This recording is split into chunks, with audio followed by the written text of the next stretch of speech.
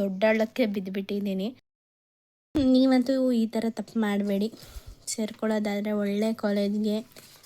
ಎಲ್ರಿಗೂ ನಮಸ್ಕಾರ. ಎಲ್ರಿಗೂ Keerthi's lifestyle vlogs in Kannada ಚಾನಲ್ಗೆ ವೆಲ್ಕಮ್. ಸೊ ಇದು ಬಂದು ಡೇ 17th ವಿಡಿಯೋ ಆಗಿರುತ್ತೆ. ಹಾಗೆ ಇವತ್ತಿನ ವೆಯ್ಟ್ ಬಂದು 74 kg 900 ಗ್ರಾಮ್ ಆಗಿತ್ತು. ಸೊ ತುಂಬಾ ಬೇಜಾರಾಯಿತು. ಬಿಕಾಸ್ ಇನ್ನು 10 ಗ್ರಾಮ್ ಕಡಿಮೆ, ಅಂದರೆ ಒಂದು 100 ಗ್ರಾಮ್ ಕಡಿಮೆ ಇದೆ 75ಗೆ. ಸೊ ಮತ್ತು ಆ ವೆಯ್ಟ್ನ ನಾನು ನೋಡೋದು ಬೇಡ ಅಂತ ಅಂದ್ಕೊಂಡಿದ್ದೀನಿ. ಇನ್ನು 10 ಗ್ರಾಮ್ ಆಗಿದ್ದರೆ 75 ಆಗಿಬಿಡ್ತಿತ್ತು. ಸೊ ಸಿಕ್ಕಾಪಟ್ಟೆ ಬೇಜಾರಾಯಿತು. ಬೇಜಾರಾದರೆ ಏನು ಮಾಡೋಕ್ಕಾಗುತ್ತೆ, ನಾನು ಕರೆಕ್ಟಾಗಿ ಡಯಟ್ ಮಾಡ್ತಾಯಿಲ್ಲ ಅಲ್ವಾ.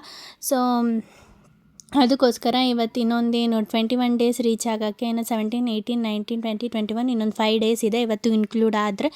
ಸೊ ಇನ್ನೊಂದು 5 ದಿನನಾದರೂ ಕರೆಕ್ಟಾಗಿ ಮಾಡಿ 73ಗಂತೂ ಬರ್ತೀನಿ. ಇನ್ನು 72 ಆ ರೀತಿಯಾಗಿ ಬರಬೇಕು ಅಂತ ಅಂದ್ಕೊಂಡಿದ್ದೀನಿ. ನಾನು 71 ಅಥವಾ 70ಗೆ ಬರ್ತೀನಿ ಅಂತ ಹೇಳಿದ್ದೆ.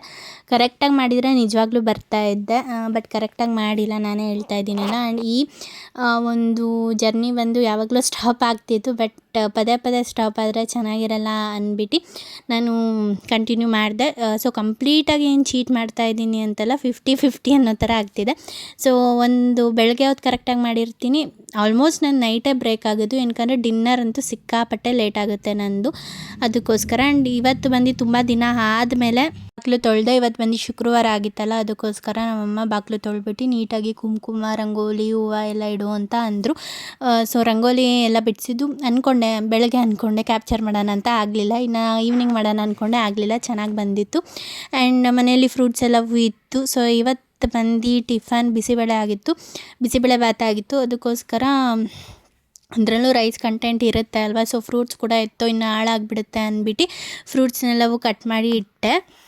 ಇನ್ನು ತುಂಬ ದಿನವೇ ಆಗಿತ್ತು ಜೀರಿಗೆ ನೀರು ಕುಡ್ದು, ಅದಕ್ಕೋಸ್ಕರ ಇವತ್ತು ಬಂದು ಜೀರಿಗೆ ನೀರು, ಅದಕ್ಕೆ ಸ್ವಲ್ಪ ನಿಂಬೆಹಣ್ಣು ಹಾಕ್ಕೊಂಡು ತೊಗೊಂಡೆ. ಇನ್ನು ಫ್ರೂಟ್ಸ್ ಬಂದು ಪೂರ್ತಿಯಾಗಿ ನಾನು ತಿನ್ನಲ್ಲ, ಎಷ್ಟು ಬೇಕು ಅಷ್ಟನ್ನು ನಾನು ಟಿಫನ್ಗೆ ಅಂತ ತೊಗೊಂಡೆ. ಸ್ವಲ್ಪ ಬಿಸಿಬೇಳೆ ಭಾತ್ ತೊಗೊಬಿಟ್ಟೆ. ಇನ್ನು ಇದು ಬಂದು ನೈಟ್ ಡಿನ್ನರು, ಒಂದು ರೊಟ್ಟಿ ಮತ್ತು ಸ್ವಲ್ಪ ಕಾಳು ಸಾಂಬಾರು. ಸೊ ಗೈಸ್, ಈಗ ಟೈಮ್ ಬಂದು 9:45 ಆಗಿದೆ. ಇನ್ನು ಸಾಯಂಕಾಲನೇ ಬಿಸಿಬೇಳೆ ಭಾತ್ ತಿಂದಿದ್ದೆ, ಮತ್ತೆ ತಿನ್ನೋದು ಬೇಡ ಅನಿಸ್ತು. ಆದರೂ ನಮ್ಮಮ್ಮ ಒಂದು ರೊಟ್ಟಿ ಹಾಕ್ತೀನಿ ತಿನ್ನು ಅಂದರು. ಸೊ ಈ ವಾರ ಅಂತೂ 73 ಇದ್ದೋಳು 74, ನಿಯರ್ 75ಗೂ ಬರ್ತಾಯಿದ್ದೀನಿ. ಡಯಟ್ ಮಾಡೋಕ್ಕೆ ಆಗ್ತಾಯಿಲ್ಲ. ಆ್ಯಂಡ್ ಸ್ಟಡಿ ಅಂತೂ ಎಕ್ಕುಟ್ಟು ಹೋಗಿದೆ ಬಿಡಿ. ಆ್ಯಂಡ್ ಇವತ್ತು ಒಂದು ವಿಚಾರ ಗೊತ್ತಾಯಿತು ನನಗೆ. ಈ ಪೇಪರಲ್ಲಿ ತೋರಿಸ್ತಿರೋದಲ್ಲ, ಈ ಪೇಪರ್ ಹಾಗೆ ಸಿಕ್ತು ನನಗೆ ನಮ್ಮ ಮನೆಯಲ್ಲೇ. ಕೊತ್ತಂಬರಿ ಹಾಕಿ ಕೊಟ್ಟಿದ್ರೋ ಅಥವಾ ಏನೋ ಗೊತ್ತಿಲ್ಲ, ಒಟ್ಟಿನಲ್ಲಿ ನಂಗೆ ಸಿಕ್ತು ಆಯಿತಾ. ಯಾವುದ್ರದ್ದು 2025 May 4ದು. ಸೊ ಇದು ನೋಡಿ, ಇದು ಪೇಪರ್ ಸ್ವಲ್ಪ ಹಾಳಾಗಿದೆ, ಪರವಾಗಿಲ್ಲ. ಕಾಮರ್ಸ್ ಸ್ಟೇಟ್ ಫಸ್ಟ್ ರ್ಯಾಂಕು, ಎಷ್ಟು ಗೊತ್ತಾ, 99.83%. ಇಲ್ಲಿ ಸೈನ್ಸು ಸ್ಟೇಟ್ 6th ರ್ಯಾಂಕು 99.117. ಇದು ನೋಡ್ಬಿಟ್ಟು ಎಷ್ಟು ಬೇಜಾರಾಗೋಯ್ತು ಗೊತ್ತಾ. ಬಿಕಾಸ್ ಎಲ್ಲಿರೋದು ಈ ಕಾಲೇಜ್ ಅಂದರೆ ರಾಜಾಜಿನಗರದಲ್ಲಿರೋದು. ಸೊ ಈ ಥರ ಒಂದು ಕಾಲೇಜಿಗೆ ಸೇರ್ಕೋಬೇಕು. ಸೊ ಸೇರಿಕೊಂಡ್ರೆ ಪರ್ಸೆಂಟೇಜ್ ಲಾಸ್ಟ್ ಇಯರ್ಸ್ದು ಎಷ್ಟಿರುತ್ತೆ ಅದು ನೋಡ್ಬಿಟ್ಟು ಸೇರ್ಕೊಳ್ಳಿ. ನೋಡಿ ಸ್ಟೇಟ್ ರ್ಯಾಂಕ್ಗಳೆಲ್ಲ ಇವರೆಲ್ಲರೂ.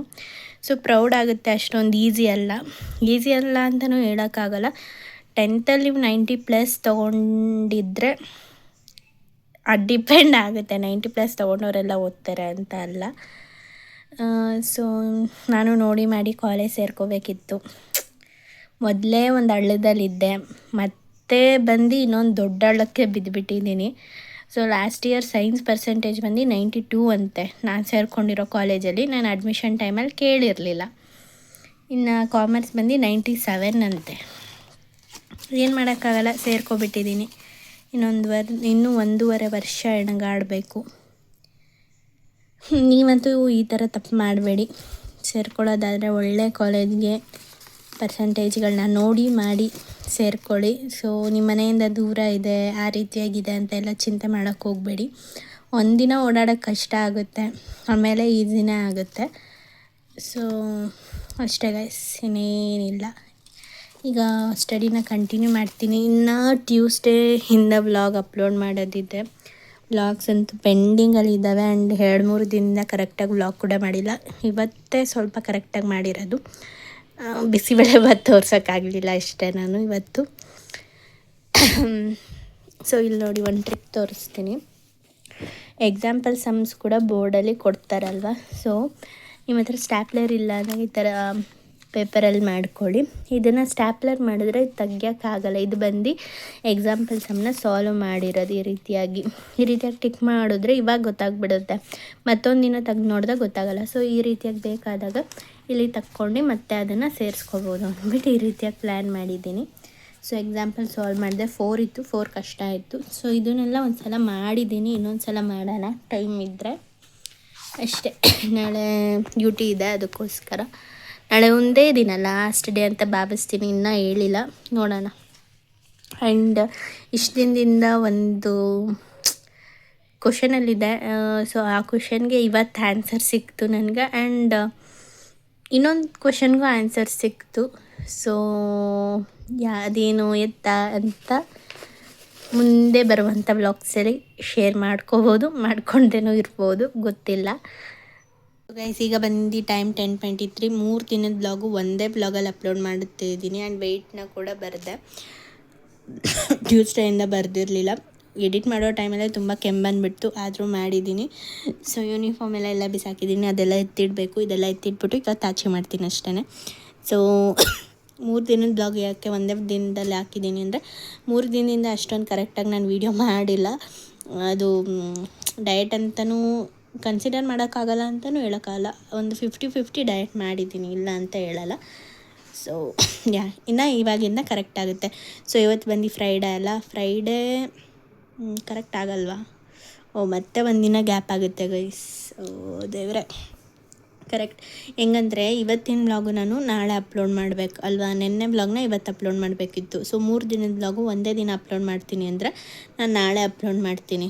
ಸೊ ನಾಳೆ 2 ವೀಡಿಯೋ ಅಪ್ಲೋಡ್ ಮಾಡಬೇಕಾಗತ್ತೆ. ನೋಡೋಣ ಹೇಗಾಗುತ್ತೋ ಹಾಗೆ. ಸದ್ಯಕ್ಕೆ ಇವಾಗ ಮಲ್ಕೋತೀನಿ. ಬೆಳಗ್ಗೆ ಎದ್ದೊಳ್ತೀನಿ. ಇವಾಗ ಬೇಗ ಮಲ್ಕೊಂಡ್ರೆ ಬೆಳಗ್ಗೆ ಬೇಗ ಎದ್ದೊಳ್ಬೋದು, ಇಲ್ಲಾಂದರೆ ಲೇಟ್ ಆಗುತ್ತೆ. Okay guys, bye. Thank you for watching. Meet you up in the next video. Until unless take care, bye. ನೋಡೋಣ ಇವತ್ತು ಮಾಡಿರುವಂಥ ಡಯಟ್ಗೆ ಸ್ವಲ್ಪನಾದ್ರು ವೆಯ್ಟ್ ಕಡಿಮೆ ಆಗುತ್ತಾ ಇಲ್ವಾ ಅಂತ. ಓಕೆ ಗೈಸ್, ಬಾಯ್.